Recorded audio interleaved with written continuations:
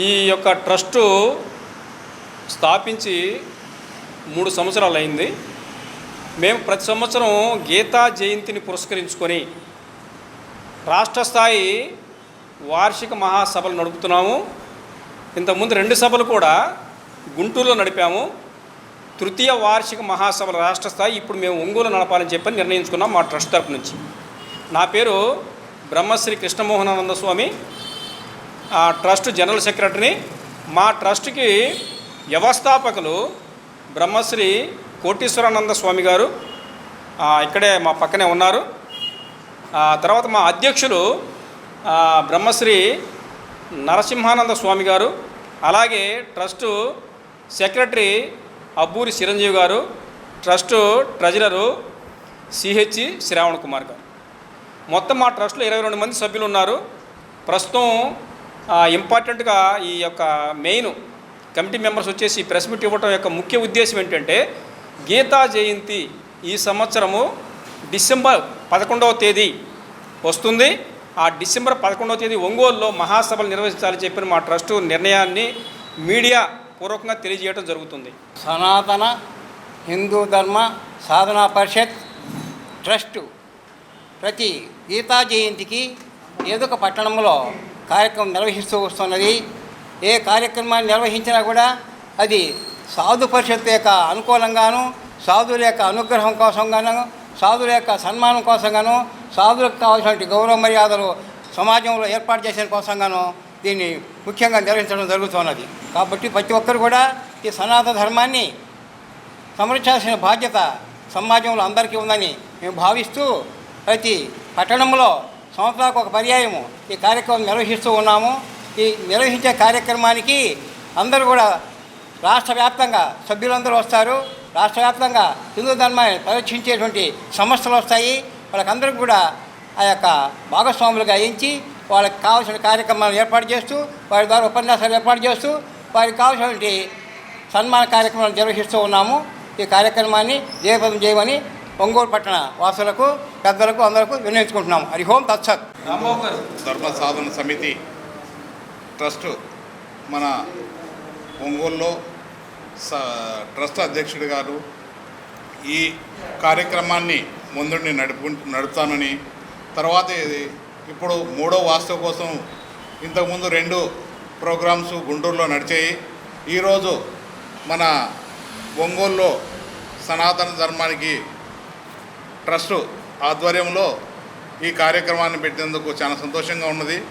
అందువల్ల డిసెంబర్ 11వ తేదీన ఇక్కడ యజ్ఞాలు మొత్తం నిర్వహిస్తూ ప్రజలందరికీ విజ్ఞప్తి చేయడం ఏమంటే, మన సనాతన ధర్మం ఇంతవరకు అభివృద్ధి చెందుతూ ఉంది, ఇంకా బాగా అభివృద్ధి చెందాలని ఒంగోలు ప్రజలకు, తర్వాత మన ఏపీ ప్రజలందరినీ కూడా ఆహ్వానిస్తూ అన్ని స్టేట్ల నుంచి కూడా అందరికీ ఆహ్వానాలు పెడతాం.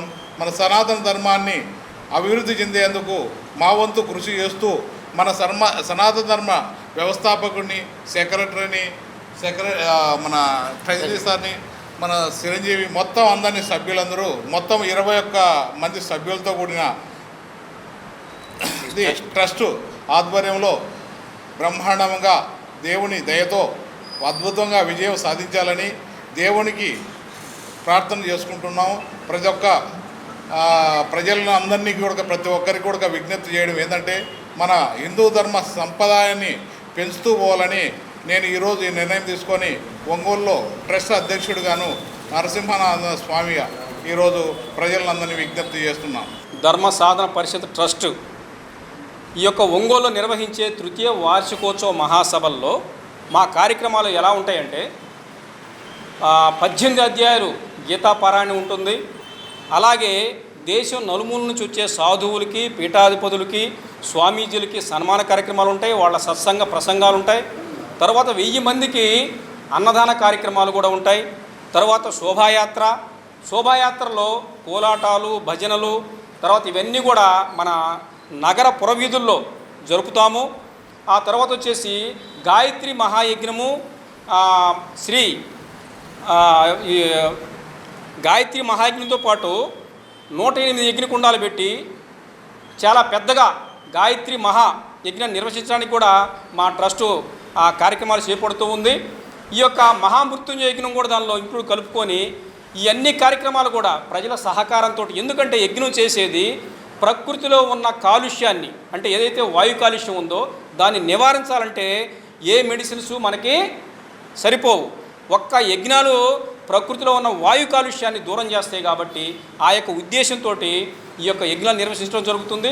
అలాగే భక్తుల యొక్క మనోభీష్టి నెరవేర్చడం కోసం, అలాగే శ్రీకృష్ణుడు ఏదైతే బోధించాడో గీతా అనే సారాంశాన్ని ప్రజలకు తెలియజేస్తూ అహింస పరమో ధర్మ, అలాగే వసుదైక కుటుంబం అనే విషయాల్ని ముఖ్యంగా ముందుకు తీసుకొస్తూ సనాతనము అని అంటే ఎప్పుడూ కూడా ఎలాంటి హింస తలపెట్టేది కాదు, ఒకరిని దండించేది కాదు, దాడి చేసేది కాదు, అహింసా మార్గంలో వెళ్ళే సనాతన ధర్మమే ప్రపంచంలో కల్లా చాలా గొప్ప ధర్మము. కాబట్టి సనాతనము అని అంటే అందరినీ సోదరభావంతో చూసే ఆ యొక్క ఆది సనాతనానికి సంబంధించిన మా ట్రస్ట్ మేము మీకు తెలియజేస్తూ ఉన్నాం. కాబట్టి మీరందరికీ మీడియా ఎవరైతే సోదరులు వచ్చున్నారో వాళ్ళందరికీ మరీ మా యొక్క వాణిని ప్రజల దాకా తీసుకెళ్లే బాధ్యత మీ మీద ఉంది. కాబట్టి మీ అందరికీ ఒకసారి మేము మా ట్రస్ట్ తరపు నుంచి ధన్యవాదాలు తెలియజేసుకుంటూ ఉన్నాము.